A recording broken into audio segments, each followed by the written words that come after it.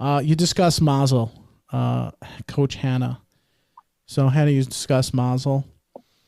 So no, I think it's actually interesting. It's this idea of Mazel in general, and how a lot of people feel that they do have a certain Mazel and they're inclined to certain things, and how you can be above your Mazel in terms of certain negative aspects, and change it around. Certain things that I find the topic fascinating in general of the Mazel. I don't like to read into it too much because I feel like then you can get caught up in it, and then you're not proactive about the things you actually need to take action on because you fall back on your Mazel. But I do find it very interesting. We should have a definition of Segula. Rosie, what does Segula mean to you? Hold please while I Google that. Oh, to me, or you want to know what the actual translation is? What's the actual translation of Segula? That's a good question. The way that I define it is that somebody came up with something a very long time ago, and it worked for a very one random specific person. And they're like, one time, my cousin ate an apple in 3 bites, and they had a baby 9 months later. So now, if that's the way you do it, you can have a baby. It's basically a lot of made-up crap. Sometimes it's real, though. I'll give you that. Yes. But for the most part, it's crap. Sorry, it's not real. Taking the more pessimistic view of it. Okay, intriguing. And Hannah, what is a Segula? The actual definition, according to Google here, is a remedy or protection.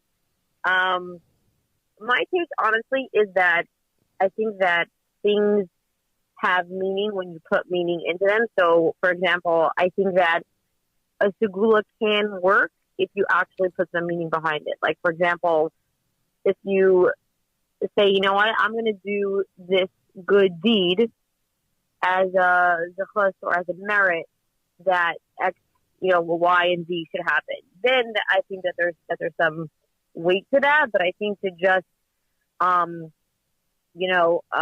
sprinkle some,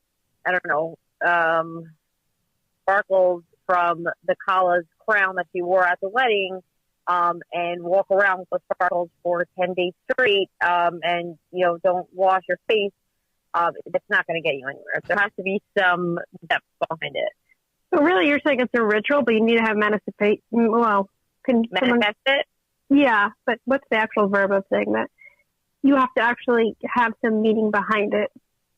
Right. It will do something. I think you have to actually add something to it. Like, light a candle every Motzei Shabbos and then X, Y, and Z will happen. Like, light a candle, but also understand, like, what the meaning behind that is maybe, and, see if there's actions that go along with that, lighting a candle. Like, I don't think a Segula in and of itself is the remedy. I think that there's, like, the actions behind the Segula that really can help. Did say something important, especially this idea of getting to know yourself better.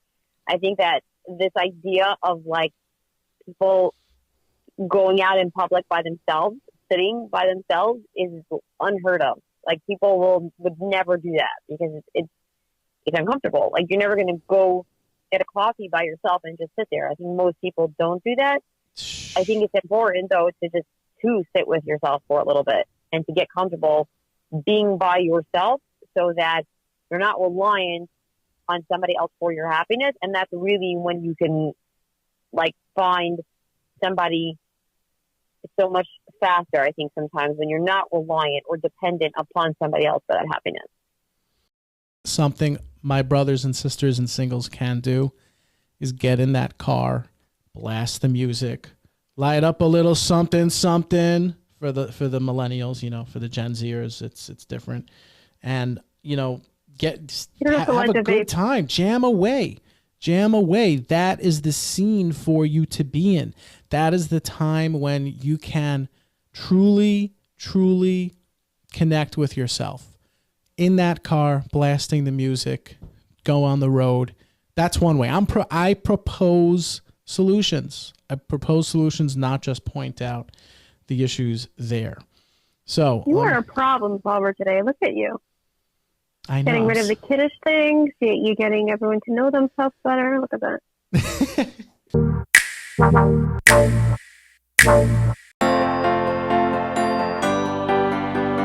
Nobody talks.